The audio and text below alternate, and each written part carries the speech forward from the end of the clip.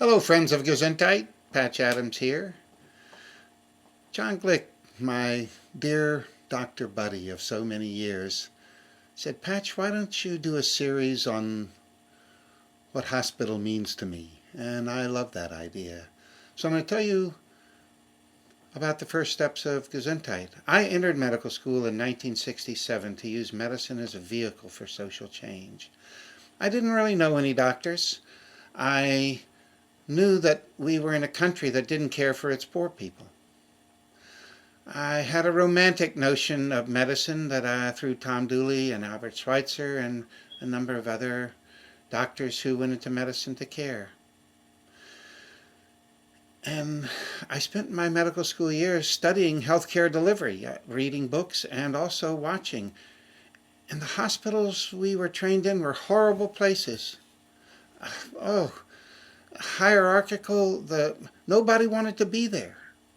Patients didn't want to be there, staff didn't want to be there, families, and that's where they're healing.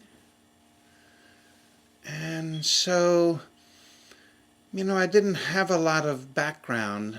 So at first Gesundheit addressed the obvious. What were the big problems? Cost. And it was very clear to me medicine had to be free. And not free for poor people. We wanted to eliminate the idea of debt in the medical interaction. We never wanted anyone to think they owed something. We wanted them to think they belonged to something called community, because we want to recreate community. And debt and charging really hurts the medical interaction. And that's so connected to insurance. And insurance, the Medicaid, Medicare were just coming into play then, and everyone was saying, don't worry about it, they're insured.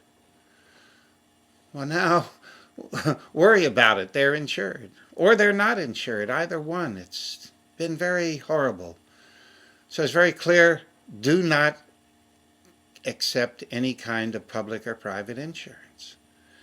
And then there was the issue of malpractice insurance. And obviously we need the right to make a mistake. Medicine is never perfect. But what was more pernicious was you could see people wanting to blame somebody else. You couldn't really have a team spirit because you didn't know if you wanted to pawn off a mistake on somebody else. And I saw it all the time.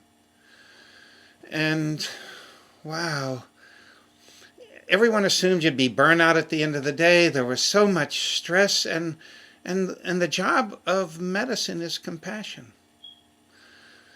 And we were supposed to keep professional distance and scientific detachment, where I knew the best healing value of humans is in friendship.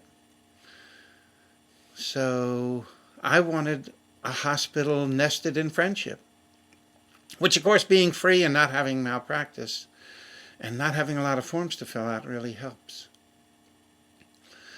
Let's see. It was so much atmospheric that I saw that was wrong, and that I knew that we needed. I decided for myself that I was going to design myself to be happy, funny, loving, cooperative, creative, and thoughtful as a way of being an activist and being a human being. And I realized that those same qualities would make a healthy hospital, that people would like to work in them. There was no fun in the hospital. The arts were totally absent. And so when I was a senior, March of my senior year, my partner, soon-to-be wife Linda, typed up 8 pages. And, it's funny, I don't think humor was mentioned. And that's what, because of the movie, people think we are funny.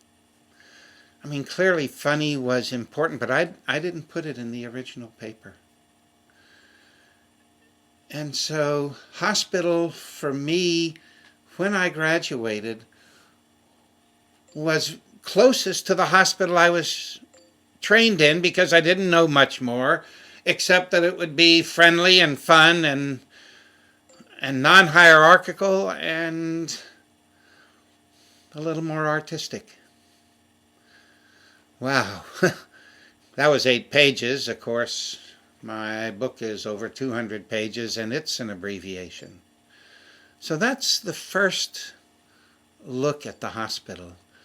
Like the hospital we know, but free and fun.